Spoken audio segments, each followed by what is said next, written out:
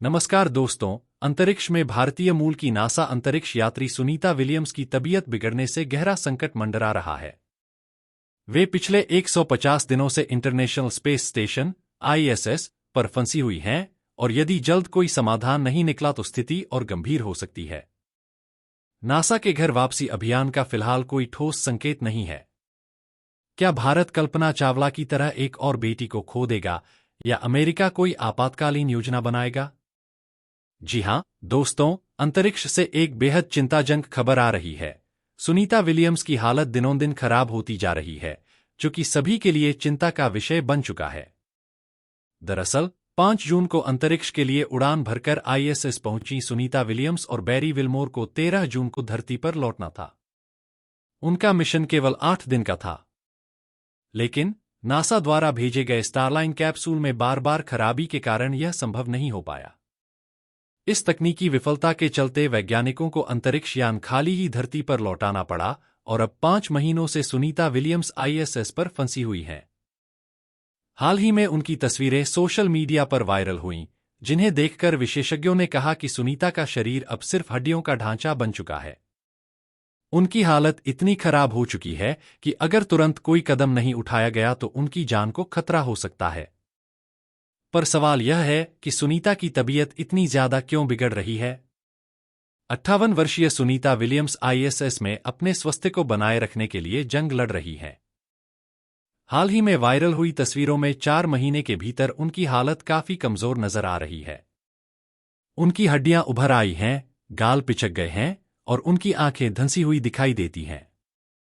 इस तेजी से वजन घटने के कारण उन्हें ब्लड प्रेशर, थकान और नींद न आने जैसी परेशानियों का सामना करना पड़ रहा है। हालांकि तस्वीरों में मुस्कुराते हुए सुनीता दर्द को छिपाने की कोशिश करती हैं, लेकिन उनकी आंखों की तकलीफ साफ झलकती है। नासा के अंदरूनी सूत्रों ने चिंता जताई है और न्यूयॉर्क पोस्ट में प्रकाशित रिपोर्ट के अनुसार सुनीता की सेहत सभी के लिए गंभीर मुद्दा बन गई है। विशेषज्ञों का कहना है कि नासा की प्राथमिकता अब उनके वजन को स्थिर करना है। लेकिन सवाल बना हुआ है कि आखिर कब उनकी वापसी होगी? ISS पर लंबे समय तक रहने का प्रभाव भी उनकी बिगड़ती सेहत का कारण है। सूक्ष्म गुरुत्वाकर्षण की वजह से शरीर पर भार नहीं पड़ता, जिससे मांसपेशियों और हड्डियों को नुकसान होता है। सुनीता के साथ भी यही हो रहा है। उनकी हड्डियां कमजोर हो रही हैं और मांसपेशियों की ताकत घट रही है। 2013 की एक स्टडी में यह बात सामने आई थी कि महिला अंतरिक्ष यात्रियों को मेटाबॉलिज्म में बदलाव के कारण पुरुषों की तुलना में ज्यादा नुकसान झेलना पड़ता है।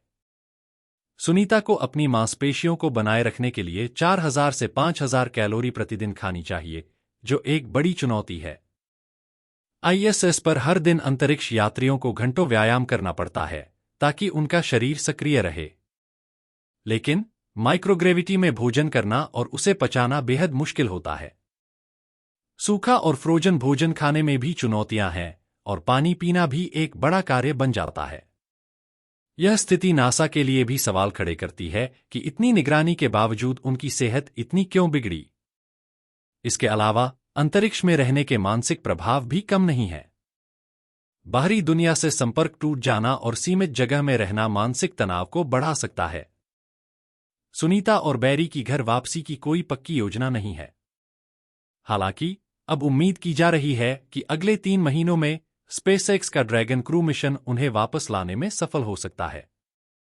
फिर भी फरवरी तक का यह लंबा इंतजार उनकी सेहत के लिए एक चुनौती बना रहेगा।